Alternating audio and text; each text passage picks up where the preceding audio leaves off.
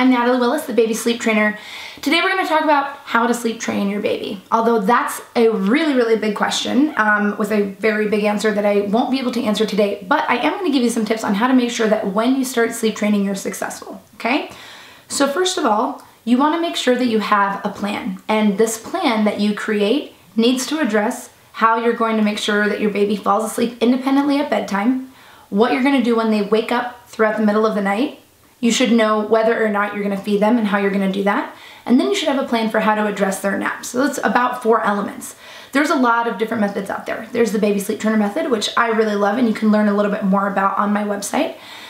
There are lots of other methods as well. And so you want to become very well versed in all of your different options and then say, okay, if I'm going to use the baby sleep trainer method, or if I'm going to use this method or whatever, make sure that you know what you're going to do at bedtime, what you're going to do in the middle of the night, and how you're going to address feedings or getting rid of them, and how you're gonna approach naps. Those are sort of the main components of sleep training.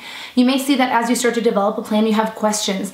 It's not a bad idea to get help. If you have questions even before you start, that's when you should look to maybe engage a consultant as an expert one-on-one. There's plenty of great online programs. Again, Baby Sleep Trainer has wonderful, affordable online programs to help you get through the process of training your child and have follow-up support, because one of the most difficult things is no matter how great your plan is, once you get started, you will almost inevitably have questions. So if you decide not to work with a coach, it's not a bad idea to find a friend that you really trust who's sleep trained so that maybe you can pick her brain and ask her questions as you're going on. Because once you start, you really want to make sure that you continue. It's really difficult when you start sleep training and stop and then start again over and over again. That can actually make the process take a lot longer and make you unsuccessful. So make sure you have a plan for who you can ask questions to and how you can get the support that you need. And finally, make sure that your partner or spouse and other caretakers or people in your life, like grandma or a nanny, are on board as well, so that you're not just doing this by yourself. You want everyone to be on the same page before you begin so that you can continue on through the whole process and be successful.